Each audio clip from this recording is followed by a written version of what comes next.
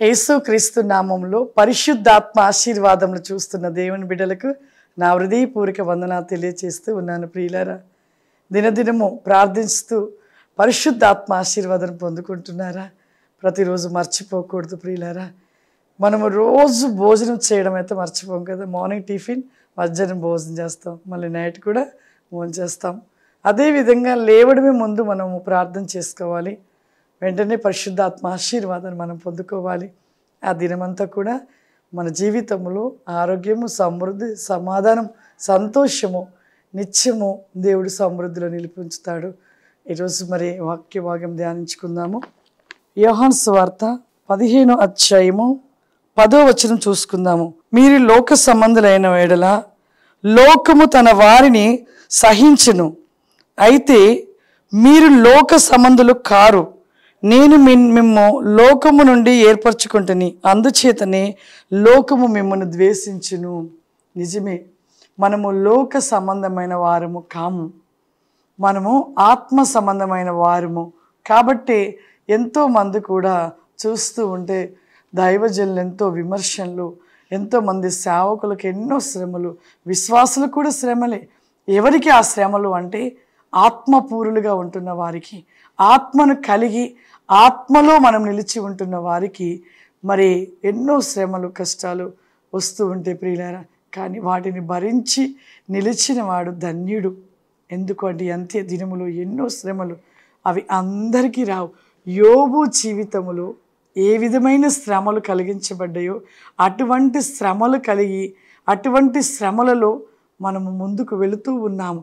అది ఎవరు అంటే నిలువెచ్చిన క్రైస్తవులు కాదు, కానీ పరిపూర్ణులుగా ఉంటూ దేవునితో ఉంటూ ఆత్మానుసారము కలిగి ఆత్మలో ఉంటున్న వారికి ఎన్నో కష్టాలు, ఎన్నో శ్రమలు. ఒక సహోదరి తను మొట్టమొదటిగా దేవుని తెలుసుకుందంట ప్రియులరా.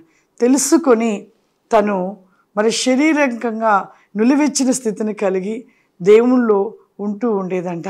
కానీ తన జీవితంలో మరి మామూలుగానే అన్ని విషయాలలో కూడా కాస్త ఆశీర్వదించబడి ఉన్నదంట. అలా ఆశీర్వదించబడిన తర్వాతకి తన స్నేహితురాలు కలిసి ప్రార్థన చేసుకునే విషయంలో, ప్రతి విషయంలో మరి ఆమె ఆత్మానుసారమైన జీవితాన్ని కలిగి ఉండటమును బట్టి ఈమె కూడా ఆమె వెళ్ళి మార్చబడి మరి దేవుళ్ళు ముందు కొనసాగుతూ ఉండేదంట. అలా ఉంటూ ఉన్నప్పుడు ఈమె నిలువెచ్చనలో ఉన్నప్పుడు శారీరక ఆశలు, కోరికలు అనేకమివి కలిగి ఉండేదంట. కానీ ఎప్పుడైతే ఆత్మానుసారము ఆత్మను కలిగి ఉన్నప్పుడు వాటన్నిటిని తొలగించుకుంటూ తను పరిపూర్ణంగా మార్చబడ్డదంట. ఎప్పుడైతే పరిపూర్ణంగా మార్చబడ్డదో ఆమె జీవితంలో కష్టాలు ప్రారంభమైనాయి అంట.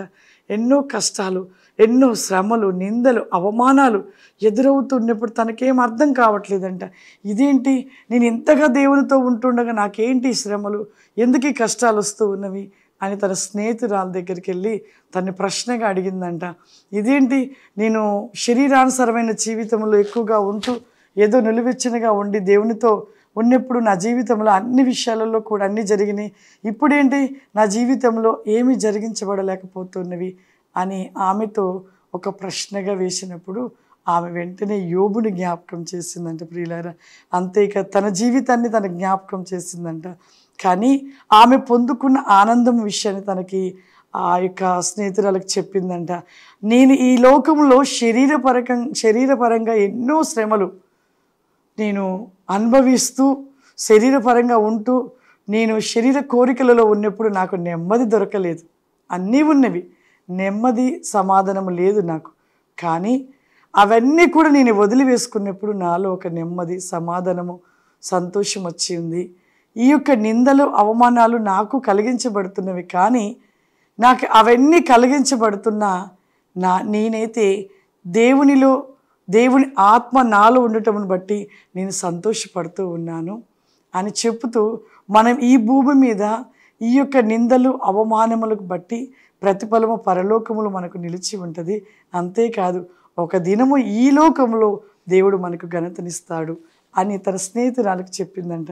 చెప్పినప్పుడు తను ఇక ఆలోచించి నిజమేనా అని ఒక తలంపుతో తను అనుకొని వెళ్ళిపోయిందంట ప్రియులారా. అలా వెళ్ళిపోయాక తనకు దేవుడు ఒక దర్శనములో తనకు చూపించాడంట. ఆమె ఒక గొప్ప గొప్ప వెలుగు మార్గంలో వెళుతూ ఒక ద్వారం దగ్గర నిలిచి ఉన్నప్పుడు ఆ ద్వారం దగ్గర 2 దూతలు ఉన్నారంట.